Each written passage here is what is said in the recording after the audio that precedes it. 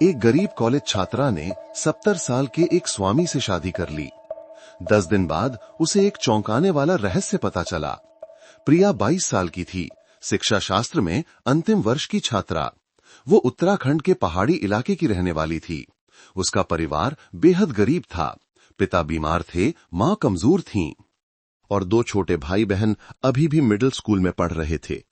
वो शहर में किसी तरह गुजारा कर रही थी। दिन में कॉलेज जाती, रात में एक ढाबे पर काम करती और जब भी फुर्सत मिलती डिलीवरी का काम करती। गरीबी ने प्रिया को कमजोर नहीं बनाया, बल्कि वो मजबूत, शांत और अविश्वसनीय इच्छा शक्ति वाली लड़की बन गई थी। दिसंबर की एक बरसाती शाम को प्रिया की मुलाकात 70 वर्षीय स्वामी ज्ञानेश्वर से हुई, जो दिल्ली के बीचों बीच एक छोटे से मंदिर के मुख्य पुजारी थे। स्वामी जी दान का सामान बांटते समय रक्तचाप कम होने के कारण फुटपाथ पर बेहोश हो गए थे। प्रिया ने उन्हें अस्पताल पहुंचाया और पूरी रात उनकी देखभाल की। उस दिन के बाद स्वामी ज्ञानेश्वर अक्सर प्रिया से संपर्क करते, उसे मंदिर में सेवा करने के लिए बुलाते, छात्रवृत्ति देते और कभी-कभी उसके परिवार के लिए उपहार भी भेजते। फिर एक दिन स्वामी जी ने एक अजीब प्रस्ताव रखा। बेटी, अगर तुम केवल नाम के लिए मेरी पत्नी बनने के लिए सहमत हो, तो मैं अपनी सारी संपत्ति तुम्हारे नाम कर दूंगा। यहां तक कि ये मंदिर भी, लेकिन इसे 10 दिनों तक गुप्त रखना होगा।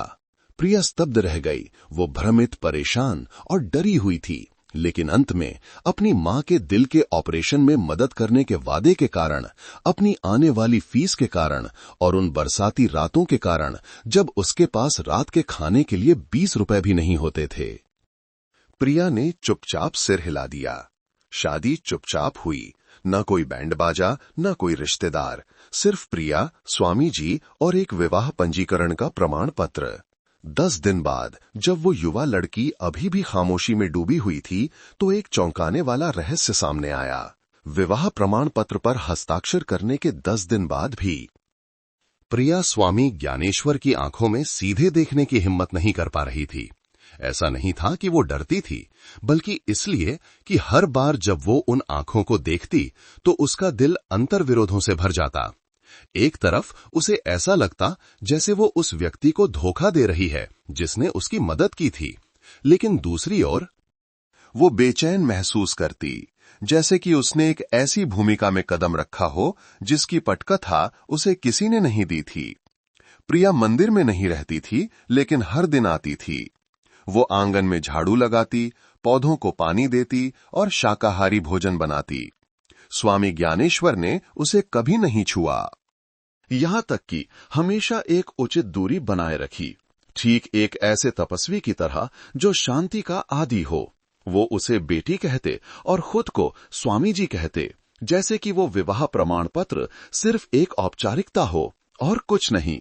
फिर भी ये शांति प्रिया को रात में अच्छी नींद नहीं लेने देती थी। वो अपने छोटे से किराए के कमरे में सिकुड़ कर लेटी रहती। उसे शहर वापस आते समय अपनी मां की आंखों की चमक याद आती। जब प्रिया ने बताया था कि उसे एक स्थिर नौकरी मिल गई है और कोई उसकी मदद कर रहा है, उसे रात के बीच में अपने पिता की खांसी की आवाज याद आती, कॉलेज के 4 सालों में बचाए गए हर एक सिक्के की याद आती और फिर उसे हस्ताक्षर वाली रात स्वामी जी की सलाह याद आती। 10 दिनों तक कारण मत पूछना। 10 दिनों के बाद अगर तुम्हें पछतावा हो तो मैं सब कुछ रद्द कर दूंगा, लेकिन अगर तुम स्वीकार करती हो तो तुम समझ जाओगी कि भाग्य ने तुम्हें क्यों चुना। प्रिया को नहीं पता था कि उसे किसी साजिश में फंसाया जा रहा है या नहीं। एक 70 वर्षीय साधु जो सादा जीवन जीता है, जिसकी कोई पत्नी या बच्चे नहीं हैं, अचानक शादी करना चाहता है, न तो प्यार के लिए, न ही वासना के लिए, तो फिर किस लिए? शादी के दिन से मंदिर में अजनबियों का आना जाना बढ़ गया था। वे भक्त नहीं थे, वे चमकदार कारों में आते थे, अच्छे कपड़े पहनते थे, कभी कभी स्वामी जी के निजी कमरे में लंबे समय तक रहते और फिर चुपचाप चले जाते। वे प्रिया को नमस्ते नहीं करते थे, यहां तक कि उनकी आंखों में एक अजीब सी बेचैनी होती थी, जैसे कि वो कोई ऐसी चीज हो जिसे यहां नहीं होना चाहिए। उस शाम प्रिया मंदिर के पीछे रसोई में बर्तन धो रही थी। ठंडी हवा चल रही थी। स्वामी ज्ञानेश्वर दोपहर से बाहर थे। पूर्वजों की वेदी पर तेल का दीपक टिमटिमा रहा था, जो उस रहस्यमयी माहौल में उस छोटी लड़की की परछाई बना रहा था। आखिरी बर्तन धोते समय प्रिया ने आंगन में सरसराहट की आवाज सुनी। वो बाहर निकली और देखा कि मंदिर के गेट पर एक अजनबी महिला खड़ी है, जिसके हाथ में एक लिफाफा है। तुम स्वामी ज्ञानेश्वर की नई पत्नी हो। अगर तुम नई हो तो तुम्हें पता होना चाहिए कि तुम किस में फंस गई हो। यह कहकर वो महिला मुड़ी और चली गई, प्रिया को वहीं स्तब्ध छोड़कर। उसका दिल जोर जोर से धड़क रहा था। उसके हाथ में एक भारी लिफाफा था, जिसके बाहर कांपते हुए अक्षरों में सिर्फ एक पंक्ति लिखी थी, जो वो कहता है उस पर विश्वास मत करो, अगले 10 दिनों में तुम्हें पछतावा होगा। प्रिया ने कांपते हुए हाथों में पत्र पकड़ा। लिफाफा चिपकाया नहीं गया था। अंदर एक पुराना पीला कागज था, जो बैंगनी स्याही से हाथ से लिखा गया था, जो पानी से धुंधला हो गया था। लिखावट टेढ़ी मेढ़ी थी। कुछ जगहों पर ऐसा लग रहा था जैसे लिखने वाला डर से कांप रहा हो। सामग्री संक्षिप्त थी, लेकिन उसके दिल को ठंडा करने के लिए काफी थी। मुझे भी उन्होंने तुम्हारी तरह बचाया था, लेकिन ये मत सोचना कि वो एक संत हैं। अतीत में कुछ ऐसी बातें हैं जिन्हें इस मंदिर ने बहुत गहराई में दफन कर दिया है। अगर तुम समझदार हो तो बहुत देर होने से पहले यहां से चली जाओ। मेरी तरह इस्तेमाल मत होना। उसने इसे 3 बार पढ़ा। उसके दिल में एक अवर्णनीय भावना उठी, डर नहीं बल्कि अस्पष्टता। 10 दिन। स्वामी जी ने उसे केवल 10 दिन चुप रहने के लिए कहा था, लेकिन कोई और उसे चेतावनी क्यों दे रहा था? उसे लगने लगा कि एहसान और साजिश के बीच की रेखा धुंधली होती जा रही है। उस रात प्रिया शादी के बाद पहली बार मंदिर में सोई। उसका कमरा मुख्य हॉल से केवल 2 आंगन दूर था। रात की खामोशी में हवा की घंटी की टनटनाहट, बगीचे में मेंढकों की आवाज उसके बेचैन दिल की धड़कन की तरह लग रही थी। वो सो नहीं पा रही थी। उसके दिमाग में दोपहर की उस महिला की आंखें घूम रही थीं, उदास और कड़वी आंखें। उसने फैसला किया कि उसे पता लगाना होगा। अगली सुबह प्रिया जल्दी उठी, चुपचाप आंगन में झाड़ू लगाई और फिर कचरा फेंकने का बहाना करके पीछे की ओर चली गई, जहां पिछले पुजारी का पुराना कमरा था, जो अब बंद था। लेकिन उसने एक अजीब बात देखी। उस कमरे के पीछे एक छोटा सा दरवाजा था, जो एक तहखाने की ओर जाता था। उसने कभी किसी को उस दरवाजे का इस्तेमाल करते नहीं देखा था। ताला जंग खा चुका था, लेकिन हाल ही में खोले जाने के निशान थे। तभी उसके पीछे जूतों की हल्की सी आहट हुई। प्रिया चौंक कर मुड़ी। वह स्वामी ज्ञानेश्वर थे। तुम यहां क्या कर रही हो? स्वामी जी की आवाज हमेशा की तरह हल्की थी, लेकिन इस बार उसमें कुछ ठंडापन था। प्रिया घबरा गई। जी? मुझे मरे हुए चूहे की गंध आ रही थी, इसलिए मैं देखने आई थी। स्वामी जी ने कुछ कहे बिना सिर हिलाया, लेकिन उनकी नजर प्रिया के हाथ पर पड़ी, जहां वो अभी भी कल रात के पत्र का आधा टुकड़ा पकड़े हुए थी। प्रिया ने अपना हाथ पीछे छिपा लिया, अपना चेहरा झुका लिया। उन्होंने नहीं पूछा, बस धीरे से कहा, कभी कभी लोग वर्तमान की सच्चाई को छिपाने के लिए अतीत को बुनना चुनते हैं। तुम्हें सब कुछ पर विश्वास करने की जरूरत नहीं है, बस सही समय का इंतजार करो। यह कहकर वो मुख्य हॉल की ओर मुड़ गए। उनका गहरा भूरा भगवा वस्त्र हवा में धीरे से लहराया। प्रिया ने सिर उठाया। पहली बार उसे स्वामी जी के वस्त्रों से एक अजीब गंध आई, अगरबत्ती की नहीं, बल्कि एक महंगे पुरुष परफ्यूम की। वो अचानक कांप गई। एक 70 वर्षीय स्वामी परफ्यूम क्यों लगाएगा? और इससे भी अजीब बात यह थी कि उस रात वो चुपके से तहखाने के दरवाजे पर वापस गई। इस बार ताला हटा दिया गया था। उससे पहले कौन अंदर गया था? उस रात प्रिया ने अपनी सांस रोककर लकड़ी की सीढ़ियों से तहखाने में कदम रखा। उसके पैरों के नीचे रात की खामोशी में तख्तों की चरमराती आवाज किसी के दिल पर दस्तक की तरह लग रही थी। हर कदम पर उसका दिल जोर से धड़क रहा था, भूतों के डर से नहीं, बल्कि सच्चाई के डर से। उसने टॉर्च नहीं जलाई, बस अपने फोन की हल्की रोशनी का इस्तेमाल किया, जिसे उसने अपने हाथ से आधा ढक रखा था। जैसे कि उसे डर हो कि जो वो देखने वाली है वो बहुत उज्जवल, बहुत वास्तविक होगा। तहखाना बड़ा नहीं था, छत नीची थी और सीलन और पुरानी लकड़ी की गंध भरी हुई थी।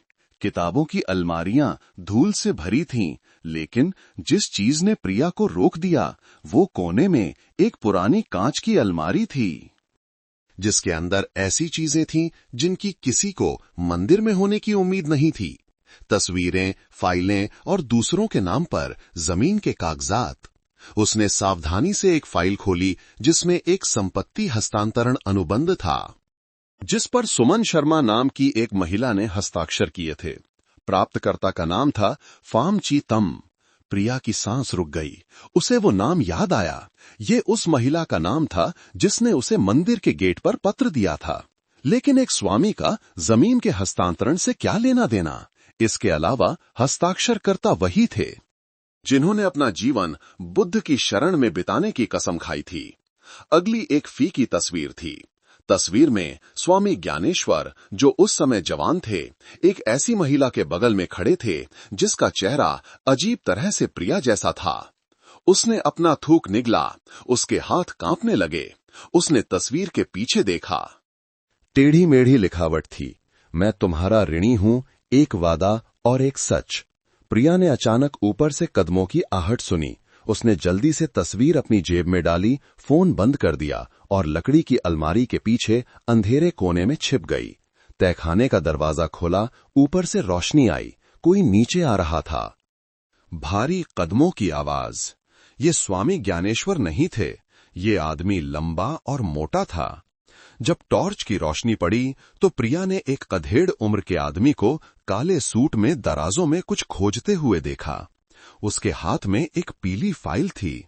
प्रिया ने अपनी सांस रोक ली। उस आदमी ने उसे पलटा और फिर धीरे से फोन पर कहा, मूल कागजात नहीं मिल रहे हैं, शायद किसी ने ले लिए हैं। उस लड़की को और कुछ पता चलने से पहले हमें कार्रवाई करनी होगी। फिर वो मुड़ा और तहखाने से चला गया। प्रिया ने कदमों की आवाज पूरी तरह से शांत होने तक इंतजार किया और फिर बाहर निकली। उसने अभी भी तस्वीर को कसकर पकड़ रखा था। उसका दिमाग उलझन में था। तस्वीर में महिला, हस्तांतरण अनुगंध, स्वामी जी के वस्त्रों पर पुरुष परफ्यूम की गंध और बहुत देर होने से पहले यहां से चले जाने की चेतावनी। कुछ बहुत बड़ा छिपाया जा रहा था और वो कागज पर पत्नी एक ऐसे खेल के बीच में खड़ी थी जिसके नियम वो नहीं जानती थी। लेकिन अब वो हार नहीं मान सकती थी। उसे ये जानना था कि वो 70 वर्षीय व्यक्ति एक सच्चा हितैषी था या दोहरे चेहरे वाला इंसान, और तस्वीर में उसकी जैसी दिखने वाली महिला कौन थी। अगली सुबह प्रिया हर दिन की तरह मंदिर नहीं गई। वो सड़क के कोने में एक छोटे से कैफे में अकेली बैठी थी। उसके बगल में एक पुराना कपड़े का थैला था जिसके अंदर फीकी तस्वीर और एक फाइल की कॉपी थी जिसे उसने कल रात तहखाने में फोटो खींची थी। उसने अपनी ठंडी कॉफी को धीरे से हिलाया। उसकी आंखें सड़क पर बिना किसी लक्ष्य के देख रही थीं। उसके दिल में एक बहुत ही अजीब एहसास था, जैसे कि वो किसी और की यादों को अपने अंदर फिर से जी रही हो। वो तस्वीर में महिला के लंबे बाल थे। उसकी आंखें कोमल लेकिन उदास थीं। उसका शरीर प्रिया की तरह पतला था। ये सामान्य समानता नहीं थी, ये इतनी समानता थी कि रोंगटे खड़े हो गए, जैसे कि वो उसकी सगी मां हो। लेकिन प्रिया की मां की मृत्यु तब हो गई थी जब वो सिर्फ 8 साल की थी। इस तस्वीर पर 1999 की तारीख थी। उस समय वो सिर्फ एक पहाड़ी बच्ची थी जिसे दिल्ली के बारे में कुछ नहीं पता था। उसने सुमन शर्मा नाम के बारे में जानकारी के लिए अपना फोन खोला। बहुत सारे सुराग नहीं थे, केवल एक पुरानी खबर मिली। 2001 में बचमाई स्ट्रीट पर एक आयुर्वेदिक दुकान की मालिक श्रीमती सुमन शर्मा अपना घर चाम नाम के एक व्यक्ति के नाम करने के बाद बिना किसी निशान के लापता हो गईं, जो बाद में दिल्ली के एक बड़े मंदिर के मुख्य पुजारी बने। प्रिया जैसे मर गई, घर का नाम बदलना और फिर गायब हो जाना। क्या श्रीमती शर्मा ने उसे चेतावनी देने के लिए पत्र भेजा था क्योंकि वो एक शिकार थीं, या वो अभी भी जीवित थीं और सब कुछ देख रही थीं? तभी प्रिया का फोन बजा। ये एक अज्ञात नंबर था। एक आदमी की गहरी कर्कश आवाज आई, अगर तुम अतीत को खोदती रहोगी तो दूसरों को वो करने के लिए दोष मत देना जिसकी तुम कल्पना भी नहीं कर सकती। तुम कौन हो? प्रिया ने पूछा। उसका दिल जोर से धड़क रहा था। कोई है जो कभी स्वामी जी को अपने पिता की तरह मानता था, लेकिन फिर महसूस किया कि कुछ स्वामी केवल भगवा वस्त्र पहनते हैं, लेकिन उनके दिल रात से भी ज्यादा काले होते हैं। कॉल अचानक कट गई। प्रिया स्तब्ध बैठी रही। उसके दिमाग में कई सवाल उठ रहे थे। स्वामी ज्ञानेश्वर ने अतीत में क्या किया था? श्रीमती शर्मा कौन थीं? वो आदमी कौन था? एक व्यक्ति से इतने सारे लोग क्यों जुड़े थे जिसने करुणा का अभ्यास करने की कसम खाई थी? दोपहर में प्रिया मंदिर लौट आई। उसने अपना चेहरा शांत रखने की कोशिश की। स्वामी ज्ञानेश्वर बैठक कक्ष में चाय बना रहे थे। उसे देखकर वो धीरे सी मुस्कुराए। तुम पूरे दिन कहाँ थीं? मैं गांव में अपने माता पिता के लिए कुछ सामान खरीदने गई थी। मैंने पिछले कुछ दिनों की घटनाओं के बारे में भी सोचा। और तुमने क्या सोचा? कि कभी कभी लोग सच बोलते हैं, लेकिन सच वैसा नहीं होता जैसा वे कहते हैं। स्वामी ज्ञानेश्वर ने अपना हाथ रोक दिया। उसे बहुत देर तक देखा और फिर धीरे धीरे सिर हिलाया और कहा, तो कल सुबह ठीक 10वें दिन मैं तुम्हें सब कुछ बताऊंगा, लेकिन मुझे उम्मीद है कि तुम सुनने के लिए पर्याप्त शांत रहोगी। प्रिया ने जवाब नहीं दिया। उसने बस धीरे से सिर हिलाया और बाहर चली गई। उसका दिल भारी था। वो जानती थी कि कल न केवल वादे का जवाब देने का दिन था, बल्कि विश्वास और विश्वासघात के बीच एक गरीब लड़की और एक ऐसे सच के बीच फैसला करने का दिन था जिसका सामना करने के लिए शायद वो अपने जीवन में कभी तैयार नहीं थी। अभी सुबह भी नहीं हुई थी। ओस मंदिर के रास्ते में भरी हुई थी। प्रिया गीली ईंटों पर धीरे धीरे चल रही थी। उसके हाथ ठंड से या घबराहट से हल्के कांप रहे थे। वो खुद भी नहीं जानती थी। इस समय उसका दिल भावनाओं के मिश्रण से भरा था। सामना करने के लिए तैयार थी, लेकिन ये भी डर था कि जो वो सुनने वाली है वो सब कुछ बदल देगा। स्वामी ज्ञानेश्वर चाय के कमरे में इंतजार कर रहे थे, जहां वो अक्सर अपने करीबी भक्तों से मिलते थे। हर दिन के विपरीत उन्होंने भगवा वस्त्र नहीं पहने थे, बल्कि एक साधारण भूरे रंग की कमीज पहनी थी। उनके बाल ऊपर बंधे थे और उनके हाथ में माला थी। कमरा इतना शांत था कि छत के बाहर ओस की हर बूंद के गिरने की आवाज सुनाई दे रही थी। प्रिया सामने बैठ गई। उनके बीच का स्थान अतीत, संदेह और एक अनाम रहस्य की एक अदृश्य दीवार से अवरुद्ध लग रहा था। उन्होंने एक अजीब सवाल से शुरुआत की, क्या तुम भाग्य में विश्वास करती हो? प्रिया, वो चुप रहे। उन्होंने आगे कहा, 1999 में मैं एक स्वामी नहीं था। मैं एक साधारण आदमी था, यहां तक कि एक बुरा आदमी भी। मैं एक महिला से प्यार करता था, लेकिन पारिवारिक दबाव, महत्वाकांक्षा के कारण उससे शादी करने की हिम्मत नहीं जुटा पाया। उसका नाम सुमन था। प्रिया का दिल दुख गया। उसने मेज के नीचे अपनी मुट्ठियां भींच लीं। सुमन गर्भवती थी, लेकिन मैं चला गया। जब मैं वापस आया तो वो लापता हो चुकी थी। जिस घर में मैंने उसके नाम पर मदद की थी, वो आखिरी चीज थी जो उसने छोड़ी थी। उसके बाद मैंने सब कुछ छोड़ दिया और एक मठ में तपस्या करने चला गया। लोगों ने सोचा कि मुझे ज्ञान प्राप्त हो गया है, लेकिन केवल मैं जानता था कि मैं भाग रहा था। प्रिया का गला रुंध गया। वो पूछना चाहती थी, चिल्लाना चाहती थी, क्यों? लेकिन उसका गला रुंध गया। स्वामी ने जारी रखा, कई साल बाद मैं एक ऐसी लड़की से मिला जिसकी आंखें अजीब तरह से सुमन जैसी थीं। मैंने जांच की और पाया कि तुम उसकी बेटी हो। प्रिया पीछे हट गई, जैसे उसके दिल पर एक जोर का झटका लगा हो। मैं श्रीमती सुमन की बेटी हूं। हाँ, तुम्हारी मां लापता नहीं हुई थी। वो पीछा किए जाने के कारण भाग गई थी। जब उसने तुम्हें पहाड़ों, मैंने तुम्हें जन्म दिया तो उसने तुम्हारा नाम प्रिया रखा। एक मां की आत्मा जो उस व्यक्ति के लिए छोड़ दी गई थी जिसने उसे धोखा दिया था। उनकी आवाज भर्रा गई। मैंने तुम्हें स्वीकार करने की हिम्मत नहीं की। मैं पिता बनने के लायक नहीं था, लेकिन जब मैंने तुम्हें गरीबी में जीते हुए देखा तुम्हारी आंखों में दृढ़ता और शांति देखी तो मैं अपनी गलती का प्रायश्चित करने के लिए कुछ करना चाहता था। प्रिया गतिहीन बैठी रही। सब कुछ बिखर गया। जिस आदमी को वो कभी अपना हितैषी मानती थी, फिर एक साजिशकर्ता होने का संदेह करती थी। अब वो उसका सगा पिता था। तो मुझसे शादी क्यों की? प्रिया ने कांपती आवाज में कहा। इस तरह का तरीका क्यों इस्तेमाल किया? क्योंकि मेरी संपत्ति पर वे लोग कब्जा करने की कोशिश कर रहे हैं जिनसे मैं व्यापार करते समय जुड़ा हुआ था। अगर मैं इसे अपनी बेटी के नाम कर दूं तो वे इसे नष्ट कर देंगे, लेकिन अगर ये एक कानूनी पत्नी के नाम पर है तो ये तुम्हारी रक्षा करेगा। मैं ज्यादा दिन नहीं जीऊंगा। मैंने ये तरीका इसलिए चुना ताकि किसी को शक न हो और एक स्पष्ट कानूनी आधार हो। प्रिया रो पड़ी, दर्द के कारण नहीं बल्कि आक्रोश के कारण। उसे नहीं पता था कि उसे गुस्सा होना चाहिए, खुश होना चाहिए या डरना चाहिए।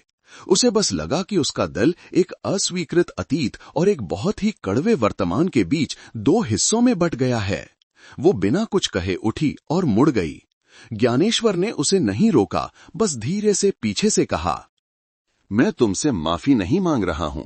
मैं बस चाहता हूं कि तुम एक अच्छा जीवन जियो, मेरी तरह नहीं। प्रिया मंदिर के आंगन में निकली। ओस गायब हो गई थी और सूरज पुरानी टाइलों वाली छत पर चमकने लगा था। उसने नीले आकाश को देखा।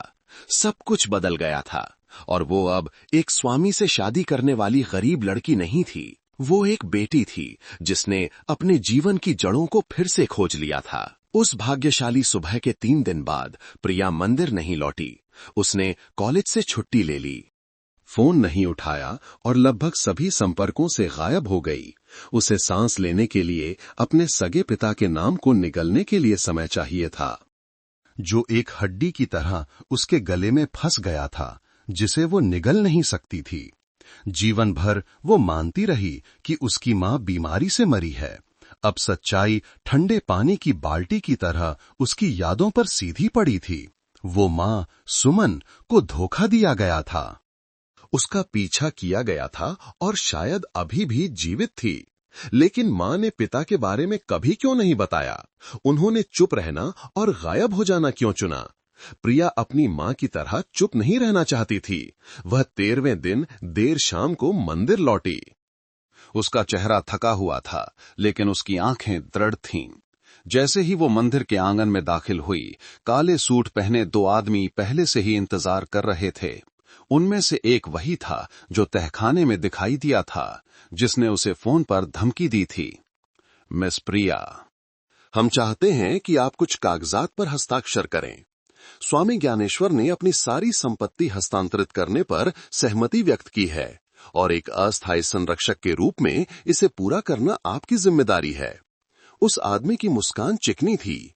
प्रिया ने जवाब नहीं दिया, बस सीधे मंदिर में चली गई। लेकिन उसका दिल सतर्क था। वो जानती थी कि सत्ता का खेल शुरू हो गया है। उस शाम वो फिर से ज्ञानेश्वर से मिली। वो स्पष्ट रूप से कमजोर लग रहा था। उसका चेहरा पीला था, उसके हाथ कांप रहे थे, लेकिन उसकी आंखों में अभी भी आग थी।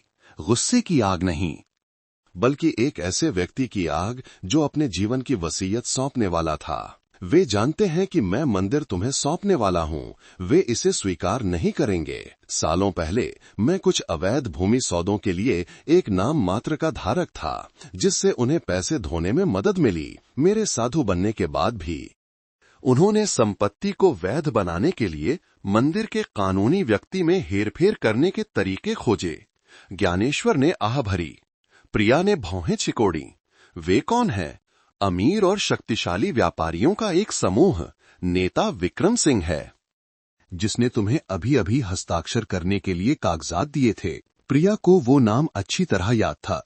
तहखाने में उसने जो फाइल की कॉपी फोटो खींची थी, उसमें विक्रम सिंह उसकी मां के साथ जमीन हस्तांतरण भागीदार था और श्रीमती सुमन के गायब होने से पहले उनसे संपर्क करने वाला आखिरी व्यक्ति था। उसका दिल जैसे निचोड़ लिया गया हो। क्या यह सिर्फ एक लेन देन नहीं था? क्या उसकी मां को नुकसान पहुंचाया गया था? उसी रात प्रिया चुपके से एक परिचित वकील, जिसने पिछले साल उसे छात्रवृत्ति दिलाने में मदद की थी, के पास गई। उसने उसे सब कुछ बताया उससे 1999 से लेकर आज तक ज्ञानेश्वर विक्रम सिंह और उसकी मां से संबंधित सभी हस्तांतरण दस्तावेजों की जांच करने के लिए कहा। एक हफ्ते बाद जांच के नतीजों ने उसे स्तब्ध कर दिया। सुमन को धोखाधड़ी और संपत्ति के दुरुपयोग के आरोप में थोड़े समय के लिए गिरफ्तार किया गया था, लेकिन मामला वापस ले लिए जाने के कारण उन पर मुकदमा नहीं चलाया गया था। शिकायत वापस लेने वाला व्यक्ति फाम ची तम था और फिर वो लापता हो गईं। सच्चाई धीरे धीरे अपना मुखौटा हटा रही थी। प्रिया जानती थी कि वो अब चुप नहीं रह सकती। उसके पिता, भले ही उन्होंने पश्चाताप कर लिया हो, ने भी अपराध में सहायता की थी। उसे, जो पीड़ित और अपराधी दोनों के खून को धारण करती थी, को चुनना था। या तो अपनी मां की तरह चुप रहना या उस व्यक्ति का सामना करना जो वो बनने का फैसला कर चुकी थी। आधी रात के करीब प्रिया अपने किराए के कमरे में अपनी छोटी सी डेस्क पर अकेली बैठी थी। मेज पर वकील द्वारा अभी अभी भेजी गई फाइलों का एक मोटा ढेर था। वे सभी 20 साल पहले से अवैध भूमि हस्तांतरण की श्रृंखला से संबंधित थे। कई नाम एक मकड़ी के जाले की तरह बार बार दोहराए जा रहे थे। विक्रम सिंह, उस समय के कुछ भूमि विभाग के अधिकारी, और सबसे खास बात फापतम मंदिर जहां उसके पिता मुख्य पुजारी थे। हस्तांतरित संपत्तियों की सूची में प्रिया ने एक असामान्यता की खोज की। थानचिड़ी में 800 वर्ग मीटर का एक भूखंड था जो कभी उसकी मां सुमन शर्मा के नाम पर था।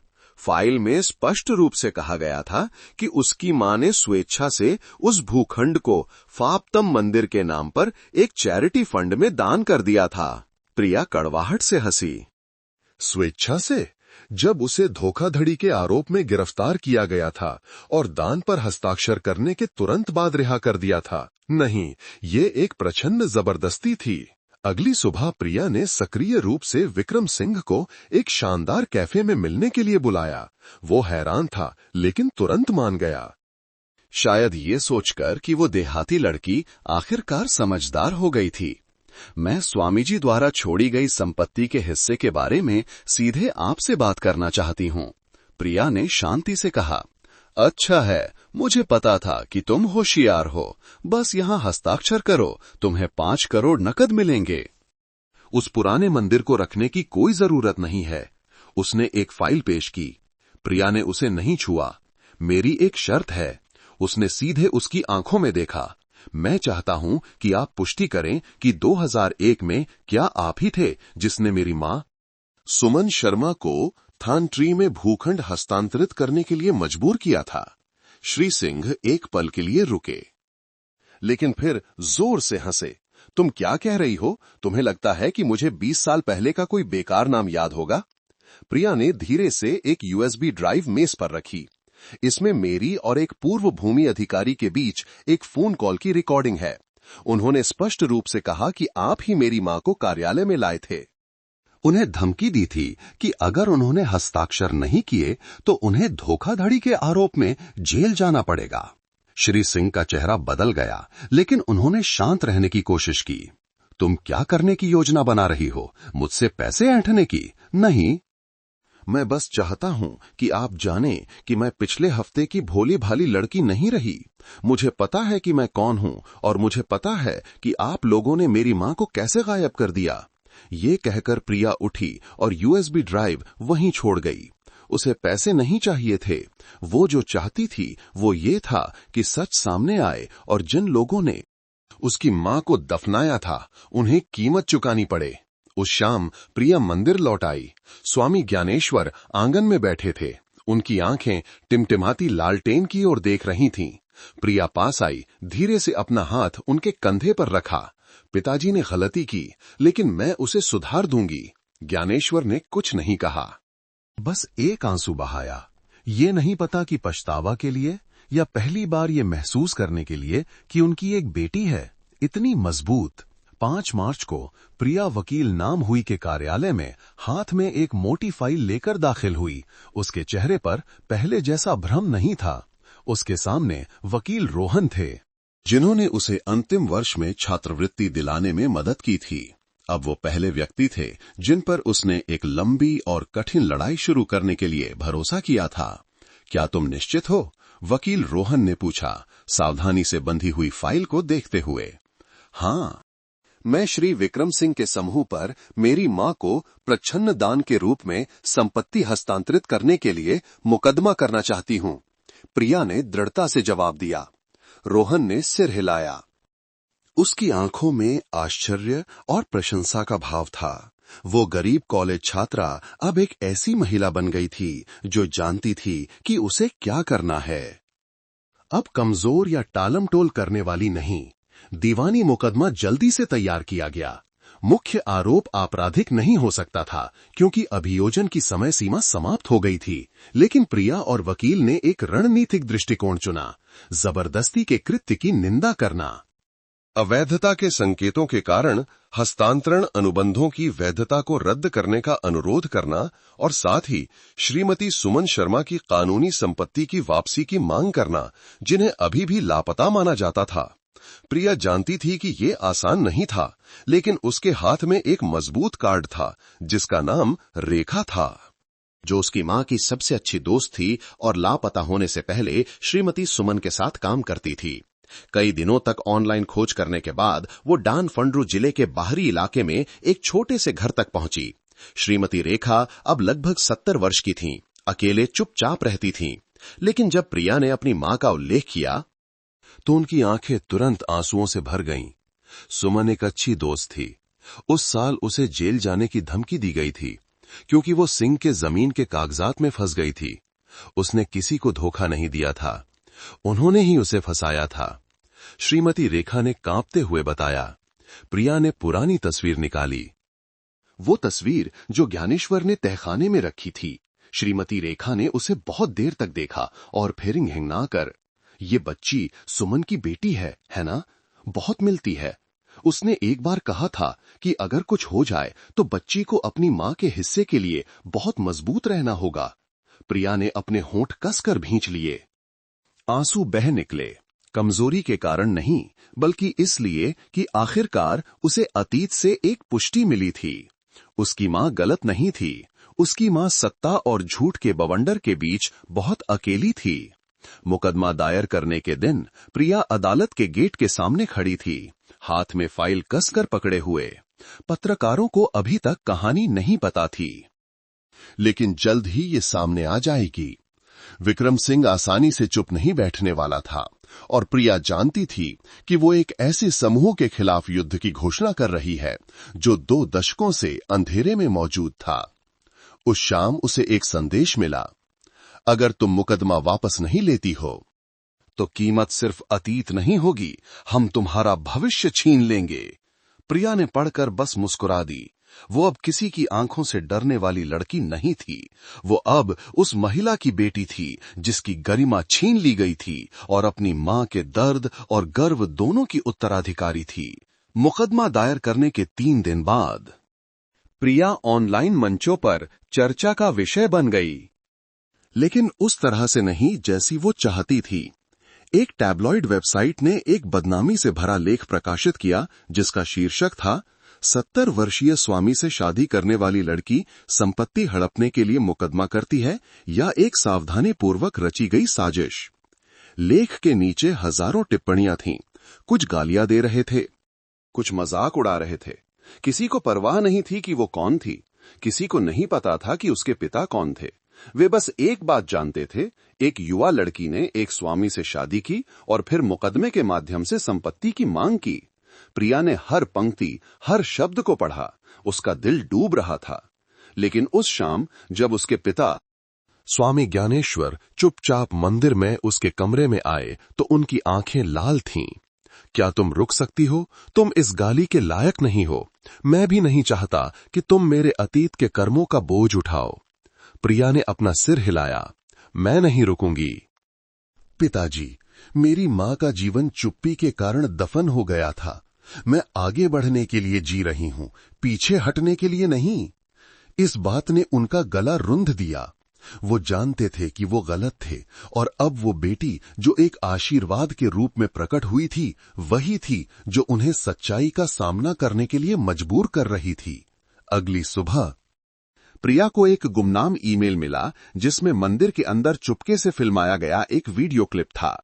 इसमें उसे तहखाने में प्रवेश करते हुए दिखाया गया था। ठीक उसी रात जब उसने फाइलें खोजी थीं, वीडियो के साथ का पाठ केवल इतना था, धार्मिक संपत्ति का अतिक्रमण। क्या वो चोर है या कहानी गढ़ने वाली? प्रिया ने एक गहरी सांस ली और वीडियो सीधे वकील रोहन को एक संदेश के साथ भेज दिया।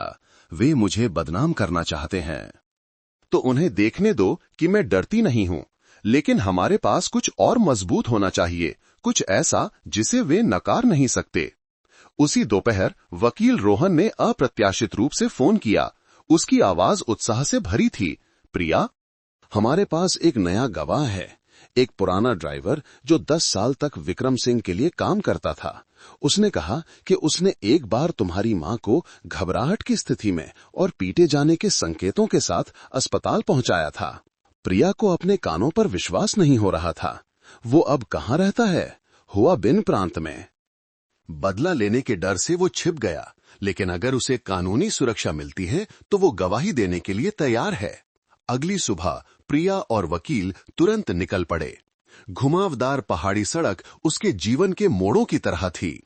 प्रिया के दिमाग में बस एक ही सवाल था, अगर वो ड्राइवर सच कह रहा था तो उस आखिरी रात उसकी मां के साथ क्या हुआ था और वो बिना किसी निशान के क्यों गायब हो गई थी? जब वे पहुंचे तो उस आदमी, जिसका नाम दयाराम था, के बाल सफेद हो चुके थे। उसका शरीर दुबला पतला था। उसने प्रिया को एक पल के लिए घूर कर देखा और फिर कांपती आवाज में कहा, तुम श्रीमती सुमन की बेटी हो? हे भगवान! कितनी मिलती हो जैसे वो फिर से जीवित हो गई हो। उसने अपनी जेब से एक छोटा कपड़े का थैला निकाला। उसे खोला तो एक फीके रंग का रुमाल निकला जिस पर NB अक्षर कढ़ाई किए हुए थे। ये उस दिन मेरी कार में गिर गया था। जब श्री सिंह और एक अन्य आदमी उसे ले गए तो मैंने हस्तक्षेप करने की हिम्मत नहीं की, लेकिन मैंने उसे विनती करते सुना, कृपया मुझे मेरी बेटी से दूर मत करो, कृपया। इस बात ने प्रिया के मन में बचे हुए धुंध को चीर दिया। उसने अपनी मुट्ठियां भींच लीं, आंसू चुपचाप बह निकले। उसकी मां भागी नहीं थी, उसे गायब होने के लिए मजबूर किया गया था। 20 तारीख को दिल्ली में एक अस्थायी रूप से किराए पर लिए गए बैठक कक्ष में एक छोटी प्रेस कॉन्फ्रेंस आयोजित की गई। कोई चमकती फ्लैशलाइट नहीं, कोई भव्य मंच नहीं, बस कुछ स्वतंत्र खोजी पत्रकार, एक पुराना कैमरा, वकील रोहन, प्रिया और सफेद बालों वाले श्री दयाराम।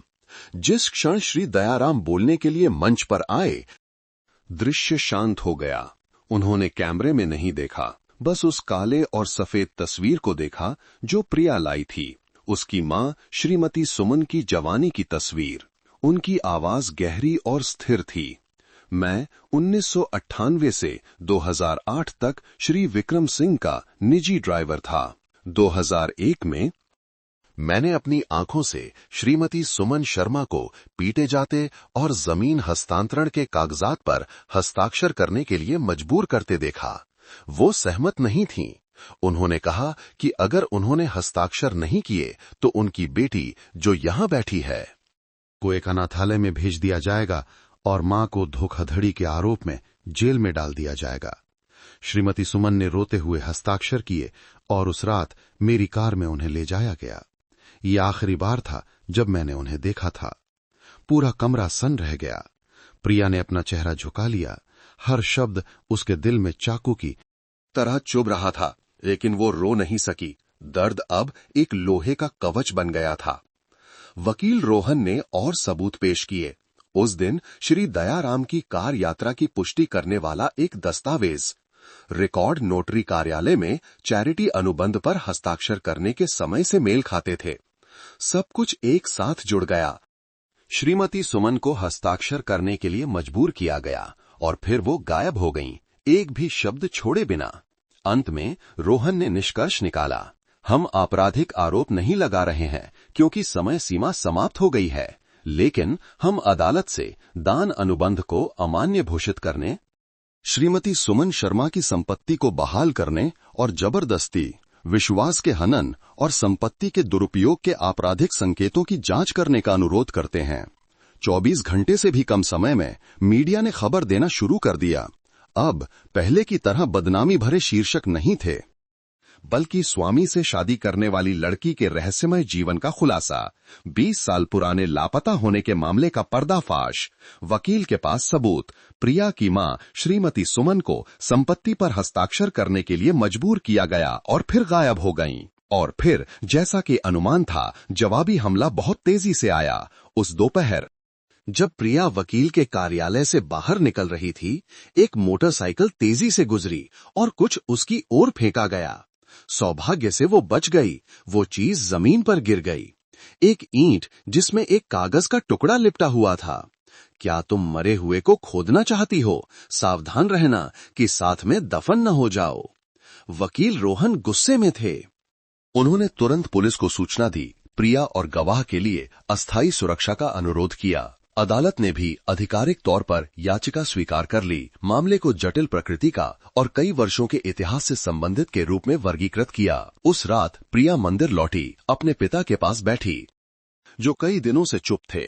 उन्होंने उसे गर्व और अपराध बोध दोनों से भरी आंखों से देखा।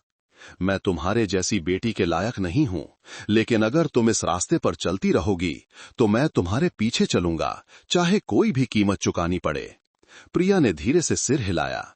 मुझे आपकी कीमत चुकाने की जरूरत नहीं है। मुझे बस सच को उसके सही नाम से पुकारे जाने की जरूरत है। और मां, अगर वो जीवित हैं तो जानेंगी कि मैं कभी हार नहीं मानूंगी। इस बात ने एक तूफानी दिन का अंत किया, लेकिन प्रिया जानती थी कि यह सिर्फ शुरुआत थी। आगे सत्ता की एक पूरी दीवार थी जो अभी तक हिली नहीं थी। प्रेस कॉन्फ्रेंस के 3 दिन बाद अदालत ने आधिकारिक तौर पर मुकदमा स्वीकार कर लिया। इस घटना ने तुरंत प्रेस और जनता का विशेष ध्यान आकर्षित किया। लेकिन जो प्रिया ने उम्मीद नहीं की थी वो ये थी कि विक्रम सिंह, जो अब तक चुप था, ने अब जवाबी हमला करना शुरू कर दिया था। 24 तारीख की सुबह गवाह श्री दयाराम को झूठी जानकारी देने के कारण नौकरी से निकाल दिया गया था। वकील रोहन पर 2017 में एक मामले में जाली दस्तावेजों से जुड़े होने का संदेह है। 20 साल पुराने लापता होने के मामले में मुकदमा करने वाली लड़की को कई अनुपस्थिति के कारण कॉलेज से निलंबित कर दिया गया था। हर खबर को नियमित रूप से प्रचारित किया जा रहा था, जैसे प्रिया, श्री दयाराम और वकील रोहन की प्रतिष्ठा पर तोपखाने की बौछार। यद्यपि अधिकांश का कोई कानूनी आधार नहीं था। यह स्पष्ट था कि यह जनता के विश्वास पर हमला करने की एक सुविचारित और क्रूर रणनीति थी। प्रिया को एहसास हुआ कि सिंह मामले पर सीधे हमला नहीं कर रहा था, वो इसके चारों ओर की हवा को प्रदूषित कर रहा था, जिससे लोग अदालत के फैसले से पहले ही संदेह करने, घृणा करने और मुंह मोड़ने लगे थे। उस दोपहर वकील रोहन को विक्रम सिंह का प्रतिनिधित्व करने वाली कानूनी फर्म हंग मिन से एक निमंत्रण मिला। मुलाकात एक शांत कैफे में हुई। विरोधी वकील ने मेज पर एक मोटा लिफाफा रखा। हम दोनों पक्षों को आंतरिक रूप से मामले को सुलझाने का प्रस्ताव देते हैं। मिस प्रिया मुकदमा वापस ले लेंगी। बदले में उन्हें 10 करोड़ रुपए, उनके नाम पर एक वैध भूमि उपयोग प्रमाण पत्र और भविष्य में फाप्तम मंदिर के साथ एक व्यावसायिक सहयोग अनुबंध मिलेगा। वकील रोहन बस कड़वाहट से मुस्कुराया। मुझे लगा कि श्री सिंह किसी चीज से डरते हैं, अब उन्हें बातचीत क्यों करनी पड़ रही है? विरोधी ने कंधे उचकाए। हम कानून से नहीं डरते, लेकिन हम नहीं चाहते कि मीडिया इस मामले को बहुत बढ़ा चढ़े कर पेश करे।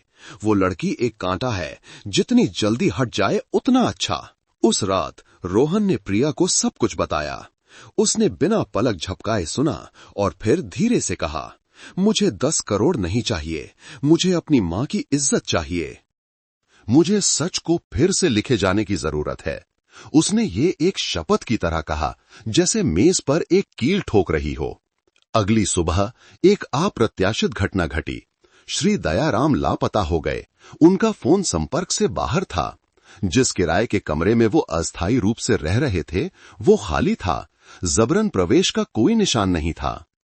लेकिन मामले से संबंधित सभी कागजात गायब थे। मकान मालिक ने बताया कि एक दिन पहले पुलिस की वर्दी में 2 लोग आए थे और कहा था कि उन्हें पूछताछ के लिए बुलाया गया है। प्रिया लगभग टूट गई। अगर गवाह को चुप करा दिया गया तो मामला बहुत कमजोर हो जाएगा। उसने तुरंत पुलिस को सूचना दी। पूछताछ के लिए बुलाने वालों की पहचान सत्यापित करने का अनुरोध किया, लेकिन सभी रिकॉर्ड में उस दौरान श्री दयाराम के लिए कोई समन अनुरोध नहीं था। उसके दुश्मन के पास न केवल पैसा था, उनके पास शक्ति थी, उद्योग में लोग थे और उन्होंने बिना किसी नियम के शतरंज का खेल खेलना शुरू कर दिया था। निराशा में प्रिया ने पुरानी फाइलों को फिर से खंगाला, अपनी मां द्वारा छोड़े गए किसी भी सुराग की तलाश में, कोई भी संकेत जो बताता हो कि वो अभी भी जीवित थीं। फिर उसने कुछ खोजा, पुरानी तस्वीरों के एक सेट में जो उसकी मां ने श्रीमती रेखा को भेजा था। एक तस्वीर थी जो लाओकाई में एक पुनर्वास केंद्र में ली गई थी। तस्वीर के पीछे अस्पष्ट लिखावट थी, कमरा नंबर 3, नाम लैन है, किसी को याद नहीं कर सकती। प्रिया का दिल जोर से धड़कने लगा। नाम लैन था, उसकी मां का नाम सुमन नहीं था। उसने तुरंत जांच की, वो केंद्र अभी भी चालू था। अस्थायी स्मृति हानि, अभिघात जन्य तनाव के बाद अवसाद से पीड़ित लोगों के लिए एक जगह। कोई देरी नहीं हो सकती थी। अगली सुबह प्रिया लाओकाई के लिए एक बस में बैठ गई, इस आखिरी उम्मीद के साथ कि शायद उसकी मां कभी मरी ही नहीं थी। वो बस एक ऐसी जगह खो गई थी जहां कोई उसे नहीं ढूंढ सकता था। 8 घंटे से अधिक की उबड़ खाबड़ बस यात्रा प्रिया को लाओकाई प्रांत के एक छोटे से पहाड़ी शहर में ले आई। उसके पास ज्यादा सामान नहीं था, बस एक छोटा हैंडबैग, कुछ कागजात की फोटोकॉपी और उसकी मां की एक पुरानी तस्वीर। ऊंची जगहों की ठंड उसके जैकेट के माध्यम से घुस रही थी, लेकिन जो चीज प्रिया को कांपने पर मजबूर कर रही थी वो मौसम नहीं था, बल्कि उम्मीद और मोह भंग के बीच की सीमा पर कदम रखने का एहसास था। मुयोंगफुक पुनर्वास केंद्र एक पहाड़ी की तलहटी में स्थित था, जो ऊंचे देवदार के पेड़ों से घिरा हुआ था। पुराना लोहे का गेट, काई लगी दीवारें, सब कुछ एक उदासी का भाव दे रहा था, ठीक उन लोगों के भाग्य की तरह जिन्हें यहां भेजा गया था। प्रिया अंदर गई, उसका दिल बेचैनी से भरा था। ड्यूटी पर मौजूद नर्स उसे मुख्य डॉक्टर के पास ले गई, जो एक दयालु चेहरे वाले अधेड़ उम्र के व्यक्ति थे। जब उन्होंने प्रिया को लैन नाम के बारे में बताते सुना तो वो सोच में पड़ गए। यहां लैन नाम की एक मरीज हुआ करती थी। वो 2003 में यहां आई थी। कोई रिश्तेदार नहीं था, उसे याद नहीं था कि वो कौन थी, और हम कोई जानकारी नहीं ढूंढ पाए। हम केवल इतना जानते थे कि वो हमेशा अपनी जेब में प्रिया अक्षर कढ़ाई वाला एक रुमाल रखती थी। प्रिया का दिल रुक गया। उसने तुरंत अपनी जेब से रुमाल निकाला, वो रुमाल जो उसकी मां ने श्री दयाराम के लिए छोड़ा था, मिलान करने के लिए। डॉक्टर ने सिर हिलाया। बिल्कुल ऐसा ही। प्रिया का दिल जोर से धड़क रहा था। वो लगभग सोच नहीं पा रही थी, बस इतना ही कह पाई, मुझे उनसे मिलने दो, कृपया। नर्स उसे एक लंबे गलियारे में ले गई, जहां सूरज की रोशनी कांच की खिड़कियों से होकर पुरानी फीकी दीवारों पर पड़ रही थी। कमरा नंबर 3 गलियारे के अंत में था। दरवाजा खोलने से पहले नर्स ने धीरे से कहा, वो बहुत कोमल है, लेकिन किसी को याद नहीं करती। कई बार वो बस खिड़की से बाहर देखती रहती है। दरवाजा खुला। खिड़की के पास एक छोटे से बिस्तर पर एक दुबली पतली महिला चुपचाप बैठी थी। उसके बाल सफेद हो गए थे और उसकी त्वचा समय के साथ सांवली हो गई थी, लेकिन उसकी आंखें, उन आंखों को प्रिया ने तुरंत पहचान लिया। ये वही आंखें थीं जो उसे हर बार देखती थीं जब उसकी मां बचपन में उसे कंबल उड़ाती थी। कोई गलती नहीं हो सकती थी। उसका गला रुंध गया। मां? उस महिला ने सिर उठाया। उसकी धुंधली आंखें उसे एक पल के लिए देखती रहीं और फिर अचानक कांपने लगीं। उसका हाथ धीरे धीरे उसके होठों पर गया। प्रिया, तुम हो? तुम मेरी प्रिया हो, है ना? प्रिया रो पड़ी। वो दौड़कर उसे गले लगाने लगी। हाँ, ये मैं हूं। मां, मैंने तुम्हें 20 साल तक ढूंढा। मां और बेटी उस छोटे से कमरे में एक दूसरे को गले लगाए हुए थे। आंसू एक देर से हुए पुनर्मिलन के लिए एक साथ मिल गए, लेकिन जीवन से देर नहीं हुई। लगभग 1 घंटे के बाद डॉक्टर ने प्रिया को बताया कि लैन यानी उसकी मां को एक हिंसक घटना के बाद गंभीर मनोवैज्ञानिक आघात लगा था, जिससे अस्थायी स्मृति हानि हो गई थी। कोई रिश्तेदार नहीं, कोई पहचान पत्र नहीं। उसे एक चैरिटी केंद्र के माध्यम से यहां स्थानांतरित कर दिया गया था।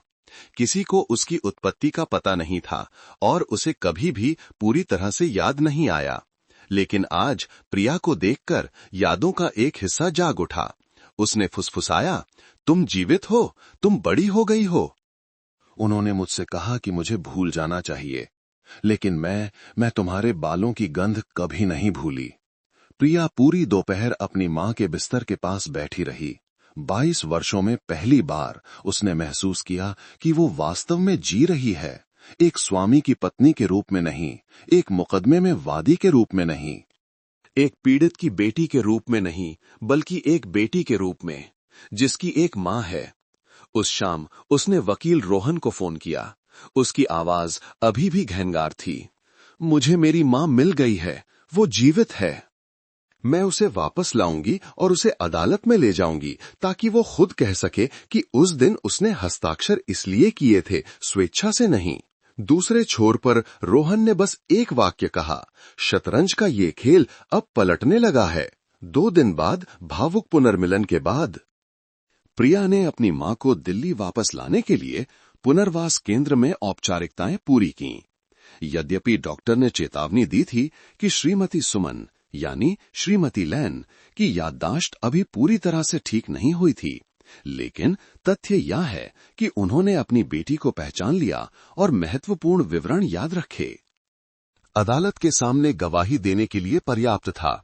सुबह सुबह प्रिया ने अपनी मां को एक मोटी ऊनी स्वेटर पहनाया, सावधानी से उसे कार में बिठाया।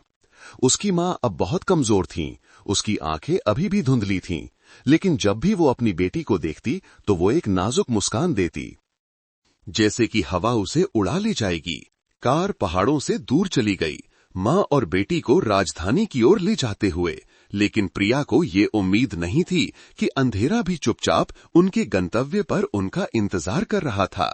दिल्ली में विक्रम सिंह को खबर मिल गई थी, यद्यपि वो सार्वजनिक रूप से प्रकट नहीं हुआ। उसने रोहन की टीम के वकीलों पर नजर रखने के लिए अजनबियों का एक समूह भेजा। साथ ही श्रीमती सुमन के बारे में सभी खबरों को कम से कम रखने के लिए बड़े विज्ञापन स्रोतों के माध्यम से मीडिया पर लगातार दबाव डाला। जिस रात प्रिया अपनी मां को दिल्ली लाने की तैयारी कर रही थी, वकील रोहन को अप्रत्याशित रूप से मीडिया जगत के किसी व्यक्ति का फोन आया। रोहन जी, एक अफवाह है कि मिस प्रिया की मां पूरी तरह से होश में नहीं है। उनकी गवाही को मान्यता नहीं दी जा सकती। दूसरा पक्ष एक जवाबी मुकदमा दायर करने की तैयारी कर रहा है, जिसमें कहा गया है कि आप लोग जानबूझकर एक मानसिक रूप से बीमार व्यक्ति को एक तमाशा बनाने के लिए इस्तेमाल कर रहे हैं। वकील रोहन ने अपनी मुट्ठी भींच ली। धन्यवाद, लेकिन वे एक बात भूल गए। अब हमारे पास एक स्वतंत्र फॉरेंसिक डॉक्टर है जो संज्ञानात्मक क्षमताओं की पुष्टि करता है, और हमारे पास सच्चाई भी है। उसी रात प्रिया और उसकी मां फाप्तम मंदिर पहुंची। स्वामी ज्ञानेश्वर प्रिया के पिता को पहले ही पता चल गया था। जब उन्होंने श्रीमती सुमन को कार से उतरते देखा तो वो मंदिर के बरामदे के नीचे स्तब्ध खड़े रह गए। 2 लोग जो कभी एक अधूरा प्यार थे, अब समय की बर्बादी और पुरानी गलतियों के बीच आमने सामने थे। किसी ने कुछ नहीं कहा, उनकी आंखें बस कुछ सेकंड के लिए मिलीं। लेकिन ये यादों की धूल को एक अधूरी घड़ी की घंटी की तरह हिलाने के लिए काफी था। प्रिया ने अपनी मां को कमरे में पहुंचाया, फिर अपने पिता से अकेले में बात करने के लिए बाहर आई। उसकी आवाज शांत थी। मां अदालत जाएंगी, मैंने वकील को सूचित कर दिया है। अगर आप नहीं चाहते हैं तो आपको सामने आने की जरूरत नहीं है, लेकिन अगर आप सही काम करना चाहते हैं तो ये आखिरी मौका है। स्वामी ज्ञानेश्वर ने बस धीरे से सिर हिलाया। मैं माफी नहीं मांग सकता, लेकिन मैं तुम्हारे लिए, तुम्हारी मां के लिए गवाही दूंगा। अगली सुबह जब प्रिया और उसकी मां मूल्यांकन के लिए आवश्यक चिकित्सा जांच के लिए मंदिर से निकलीं, तो एक घटना घटी। अस्पताल से 500 मीटर दूर एक चौराहे पर प्रिया और उसकी मां को ले जा रही कार को एक ट्रक ने किनारे पर धकेल दिया, जिससे वे लगभग एक खाई में गिर गए। ट्रक का ड्राइवर भाग गया। किसी भी कैमरे ने नंबर प्लेट रिकॉर्ड नहीं की। प्रिया ने अपनी मां को गले लगा लिया। उसका दिल जोर से धड़क रहा था। वो अच्छी तरह जानती थी कि ये कोई दुर्घटना नहीं थी, ये एक चेतावनी थी। उस शाम वकील रोहन ने एक आपातकालीन बैठक बुलाई। उन्होंने एक विशेष गवाह सुरक्षा योजना प्रस्तुत की। पुलिस से श्रीमती सुमन के लिए अस्थायी सुरक्षा सहायता का अनुरोध किया और आधिकारिक तौर पर मीडिया के सामने उनके अस्तित्व की घोषणा की। एक सीधा प्रसारण तैयार किया गया। इस बार कोई चेहरा नहीं ढका जाएगा, कोई नाम नहीं छिपाया जाएगा। प्रिया अपनी मां को टेलीविजन पर लाएगी, रोने के लिए नहीं, बल्कि ये स्पष्ट करने के लिए कि उसकी मां जीवित थी और उसने कभी भी अपनी जमीन स्वेच्छा से नहीं छोड़ी थी। और जैसा कि प्रिया ने अनुमान लगाया था, जानकारी लीक होने के बाद सोशल मीडिया तुरंत भड़क उठा। संदेह से जनता का गुस्सा बढ़ने लगा। सवाल घने हो गए। किसने श्रीमती सुमन को 20 से अधिक वर्षों तक गायब कर दिया? एक महिला जो खुद को याद नहीं कर सकती, वो हमेशा अपनी बेटी के नाम वाला रुमाल क्यों रखती थी? किसने जानबूझकर एक अकेली मां की कानूनी संपत्ति को लूटने के लिए एक कहानी गढ़ी? जनता की राय का रुख बदल गया था और प्रिया समझ गई थी, अगला कदम अब चुपचाप नहीं होगा, ये एक सार्वजनिक बिना किसी समझौते के टकराव होगा।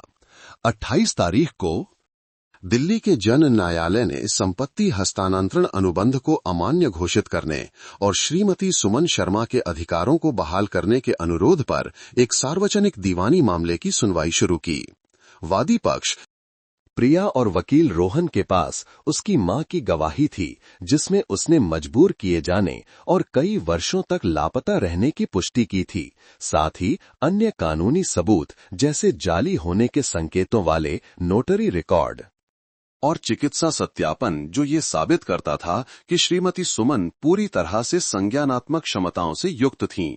प्रतिवादी पक्ष विक्रम सिंह का समूह शांत भाव से अदालत कक्ष में दाखिल हुआ। श्री सिंह ने एक हल्के भूरे रंग का सूट पहना था। उनके चेहरे पर कोई भाव नहीं था। उन्होंने बस चुपचाप प्रिया की ओर देखा, जैसे कुछ हुआ ही ना हो। पीठासीन न्यायाधीश एक अधेड़ उम्र की महिला थीं, जिनकी आवाज गंभीर और तीखी थी। औपचारिकताओं के बाद उन्होंने वादी के प्रतिनिधि से अपनी बात रखने के लिए कहा। वकील रोहन ने बोलना शुरू किया, धीरे धीरे 2001 की घटनाओं के रिकॉर्ड में जाते हुए। तस्वीर, रुमाल, गवाह श्री दयाराम, भले ही वो लापता थे, और अंत में जीवित पीड़ित श्रीमती सुमन की उपस्थिति। जब उन्हें बुलाया गया तो श्रीमती सुमन, जो अब काफी हद तक ठीक हो चुकी थीं, कांपते हुए गवाह के कटघरे में आईं। उन्होंने दोनों हाथों से माइक्रोफोन पकड़ा। उनकी आवाज धीमी लेकिन स्पष्ट थी। मुझे कागज पर हस्ताक्षर करने के लिए मजबूर किया गया था। उन्होंने धमकी दी कि वे मुझे गिरफ्तार कर लेंगे और मेरी बेटी को ले जाएंगे। उन्होंने कहा कि अगर मैंने हस्ताक्षर किए तो वे मुझे छोड़ देंगे। उसके बाद मुझे अपनी बेटी से दोबारा मिलने नहीं दिया गया। मुझे पीटा गया और मैं बेहोश हो गई, और जब मैं होश में आई तो मैं एक अजीब जगह पर थी। मुझे याद नहीं था कि मैं कौन हूं। पूरा अदालत कक्ष सन्न रह गया। रोशनी उसके झुर्रीदार थके हुए चेहरे पर पड़ रही थी, लेकिन उसकी आंखें एक ऐसी मां की तरह दृढ़ थीं जो कभी नहीं झुकीं। ठीक उसी समय जब सब कुछ प्रिया के पक्ष में झुकता हुआ लग रहा था, श्री सिंह के वकील ने अपना आखिरी कार्ड खेला। एक नोटरीकृत वसीयत जिसमें स्पष्ट रूप से कहा गया था, मैं सुमन शर्मा पूरी तरह से होश में स्वेच्छा से अपनी संपत्ति फाप्तम मंदिर को दान करती हूं, ताकि कानून के समक्ष की गई अपनी गलतियों का प्रायश्चित कर सकूं। वसीयत 12 दिसंबर 2001 की तारीख की थी। उनके रिहा होने के ठीक 3 दिन बाद प्रतिवादी पक्ष ने एक और गवाह भी पेश किया। श्री टी, एक पूर्व वार्ड अधिकारी, ने गवाही दी कि उन्होंने श्रीमती सुमन के साथ काम किया था और पुष्टि की कि उन्होंने प्रायश्चित के लिए स्वेच्छा से जमीन दान करने का अनुरोध किया था। पूरी न्यायपीठ दुविधा में पड़ गई। श्रीमती सुमन की गवाही मजबूत थी, लेकिन वसीयत में एक वैध लाल मुहर थी। वकील रोहन ने तुरंत हस्ताक्षर के फॉरेंसिक विश्लेषण और वसीयत बनाने के समय मानसिक मूल्यांकन का अनुरोध करते हुए इसका खंडन किया। साथ ही गवाह के सत्यापन का भी अनुरोध किया। लेकिन तभी एक जूरी सदस्य ने श्रीमती सुमन से पूछा, क्या आपको इस वसीयत के बारे में कुछ याद है? उन्होंने अपना सिर हिलाया। मैंने कभी नहीं लिखा, वो हस्ताक्षर मेरा नहीं है। मैं ऐसे नहीं लिखती, मैंने केवल 5वीं कक्षा तक पढ़ाई की है। स्थिति गतिरोध में पहुंच गई। केवल एक और गवाह था जो ज्वार को मोड़ सकता था। वो व्यक्ति जो उस समय को सबसे अच्छी तरह समझता था, स्वामी ज्ञानेश्वर। प्रिया के पिता। प्रिया जानती थी कि ये उनके लिए प्रकाश में आने का समय था। उस शाम वो अपने पिता से अकेले में मिली, लाल आंखों से नीचे बैठी। मुझे आपसे अपनी गलती स्वीकार करने की जरूरत नहीं है, लेकिन मुझे आपसे सही काम करने की जरूरत है। मां ने काफी दुख सहा है। स्वामी ज्ञानेश्वर स्तब्ध रह गए। उन्होंने मंदिर के आंगन की ओर देखा, जहां सफेद चंपा के फूल एक देर से हुए पछतावा की तरह बिखरे हुए थे। फिर उन्होंने सिर हिलाया। कल मैं बोलूंगा। 29 तारीख को मुकदमा अपने दूसरे दिन में प्रवेश कर गया। बाहर का माहौल अलग था। पत्रकार विभिन्न प्लेटफॉर्मों पर सीधे प्रसारण के लिए भीड़ लगा रहे थे। टिप्पणियां धीरे धीरे संदेह से सहानुभूति में बदल रही थीं। प्रिया का नाम 20 साल के लापता होने के बाद अपनी मां को खोजने वाली लड़की सोशल मीडिया पर सबसे गर्म विषय बन गई। अदालत कक्ष के अंदर जब पीठासीन न्यायाधीश अभी भी सबूतों की समीक्षा कर रहे थे, तो दरवाजा धीरे धीरे खुला। सबने पीछे मुड़कर देखा और स्तब्ध रह गए जब उन्होंने ज्ञानेश्वर को अंदर आते देखा। एक श्रद्धेय मुख्य पुजारी की भव्यता के साथ नहीं, बल्कि एक साधारण आदमी के रूप में। एक सफेद शर्ट पहने हुए, उनके बाल चांदी के थे, उनकी आंखें गहरी धसी हुई थीं। उनका चेहरा जैसे हजारों पश्चातापों को धारण किए हुए था। उनके हाथ में एक बड़े करीने से तह किया हुआ भगवा वस्त्र था। वो बिना किसी के बुलाए सीधे गवाह की कटघरे में चले गए। वकील रोहन खड़े हुए और न्यायपीठ से अनुमति मांगी। माननीय न्यायाधीश, हम एक नए गवाह की गवाही जोड़ना चाहते हैं।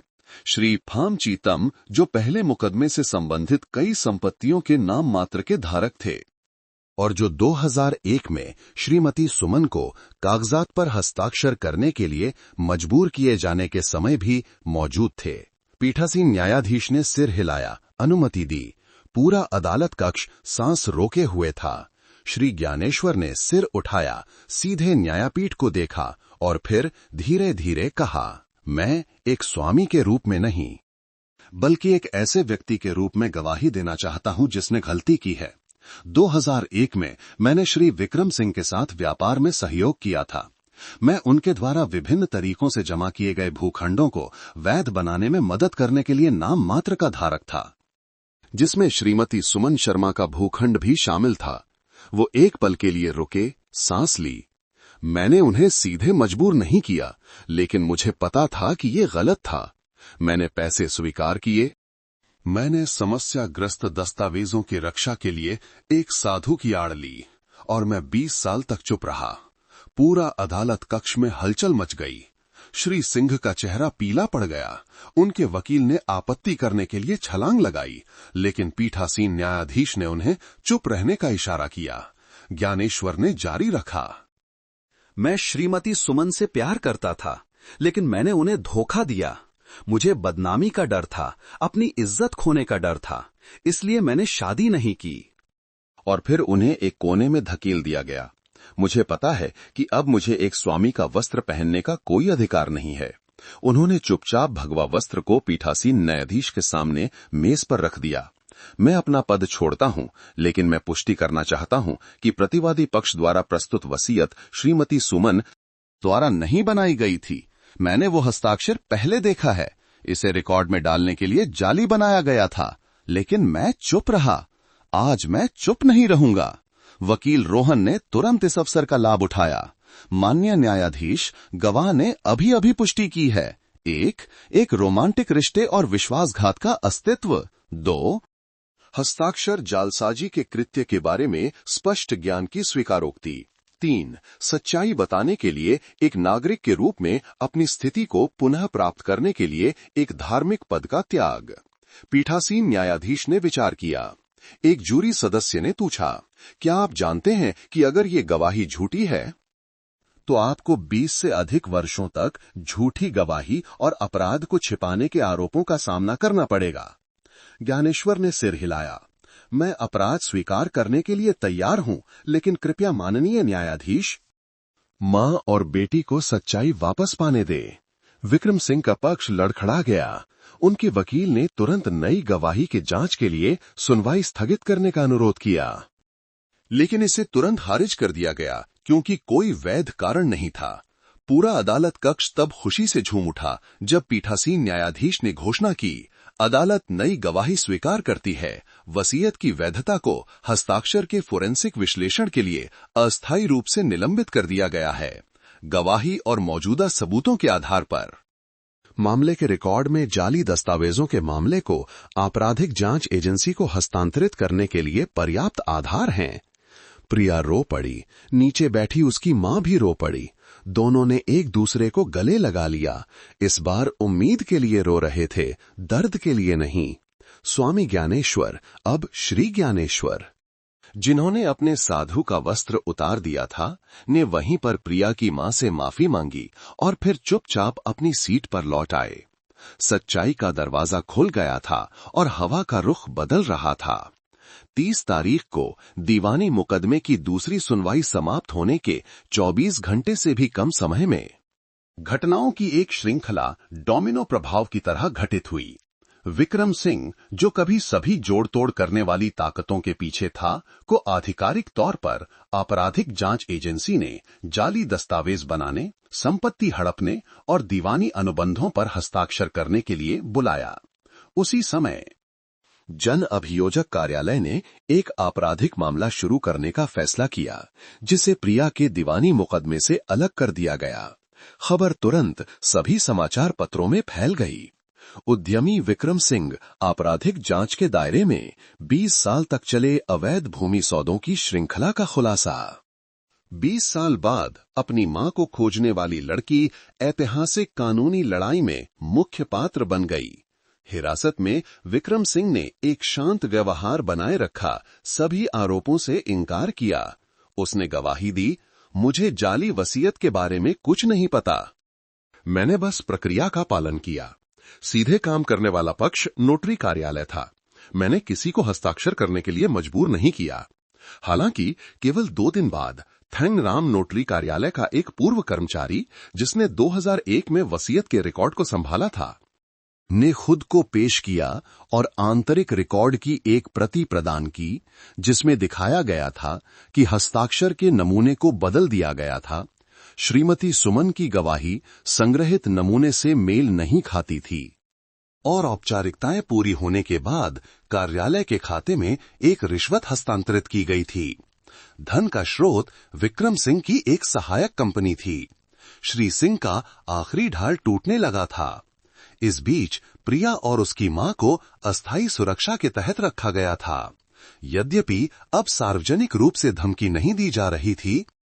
वकील रोहन अभी भी सतर्क थे। जब सत्ता को प्रकाश में लाया जाता है तो वे अक्सर चुप नहीं बैठते। लेकिन चिंता मत करो, इस बार जनता तुम्हारे पक्ष में है। और ये सच था। सोशल मीडिया मार्मिक पोस्टों से भर गया था।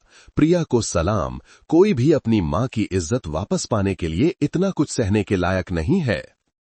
पिता ने गलती की थी, लेकिन जीवन के अंत में सही चुनाव किया। सम्मान, यहां तक कि कानून के छात्रों से सैकड़ों स्वैच्छिक आवेदन भी आए। मीडिया ने श्रीमती सुमन जैसी परिस्थितियों का सामना करने वाले लोगों को कानूनी सहायता और परामर्श प्रदान करने का अनुरोध किया। मामले पर वापस आते हैं। एक अप्रत्याशित चरित्र सामने आया। श्री HVD 2001 के समय बातरुंग जिले के एक पूर्व भूमि अधिकारी, जिन्होंने प्रिया की मां के भूखंड के हस्तांतरण रिकॉर्ड पर हस्ताक्षर किए थे। जांच के दबाव में उन्होंने अपने वरिष्ठों के निर्देश पर हस्ताक्षर किए थे। जब मुझे पता चला कि श्रीमती सुमन सहमत नहीं थीं, तो मैं रिपोर्ट करने वाला था। लेकिन फिर कोई मेरे घर आया और मुझे चुप रहने की सलाह दी, अगर मैं कोई अनअपेक्षित दुर्घटना नहीं चाहता। इस बयान ने मामले के रिकॉर्ड को एक साधारण दस्तावेज जालसाजी से एक संगठित रियल एस्टेट धोखाधड़ी की शुरुआत में बदल दिया। उस शाम प्रिया अपनी मां के साथ फाप्तम मंदिर के छोटे से कमरे में बैठी, जहां सब कुछ शुरू हुआ था।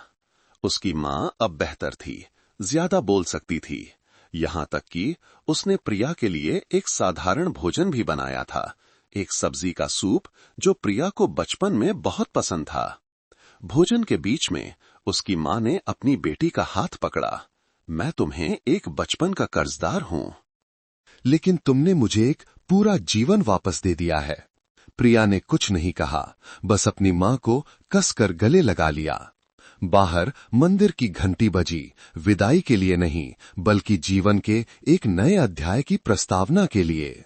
6 अप्रैल को दिल्ली के जन न्यायालय ने श्रीमती सुमन शर्मा, उनकी बेटी प्रिया द्वारा प्रतिनिधित्व और 2001 के भूमि उपयोग अधिकार हस्तांतरण अनुबंध से संबंधित प्रतिवादियों के समूह के बीच दीवानी मुकदमे की अंतिम सुनवाई की।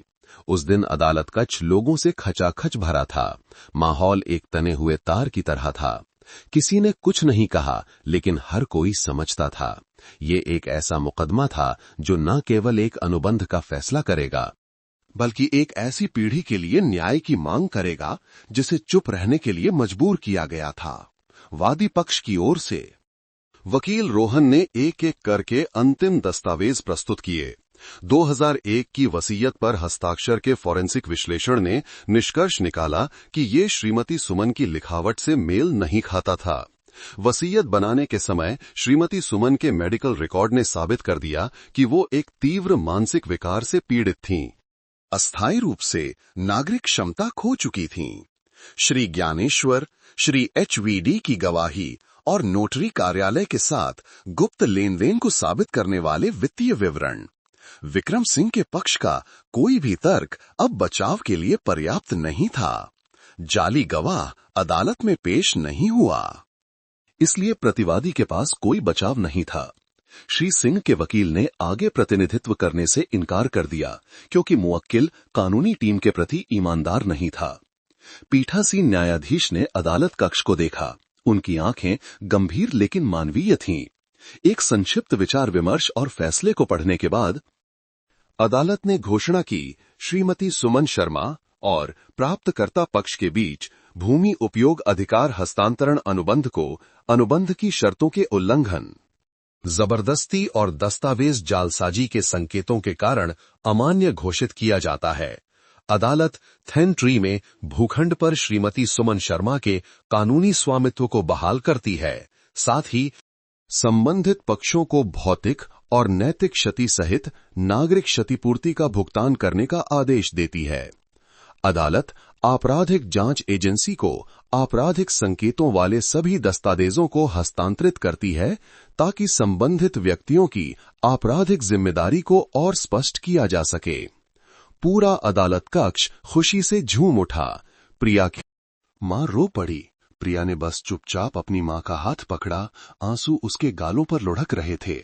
एक बेटी के आंसू जो 2 साल से अपनी मां के लिए न्याय की तलाश में थी, को अब एक जवाब मिल गया था। मुकदमे के तुरंत बाद सोशल मीडिया पर एक नई लहर उठी। अब तक का सबसे निष्पक्ष दीवानी मामला, एक लड़की, एक मां और एक जीवन वापस मिला। सच्चाई को खड़ा करने के लिए एक स्वामी का वस्त्र उतार दिया गया। वकील रोहन ने प्रेस को एक संक्षिप्त बयान दिया, हम अभी तक नहीं जीते हैं। कठिन हिस्सा उन लोगों को जिम्मेदार ठहराना है जिन्होंने ये किया है, लेकिन आज कम से कम। दोस्तों, कमेंट में जरूर बताइए कि आप ये वीडियो कहां से देख रहे हैं। ये कहानी आपको कैसी लगी? अपनी राय जरूर दीजिएगा। मैं ईश्वर से प्रार्थना करता हूं कि आप सब जहां भी रहें हमेशा स्वस्थ, खुश और सुरक्षित रहें। अगर आपके पास भी कोई ऐसी ही दिलचस्प या प्रेरणादायक कहानी है तो उसे हमारे साथ शेयर करना ना भूलें, ताकि हम सब उसे पढ़ सकें और एक दूसरे से प्रेरणा ले सकें।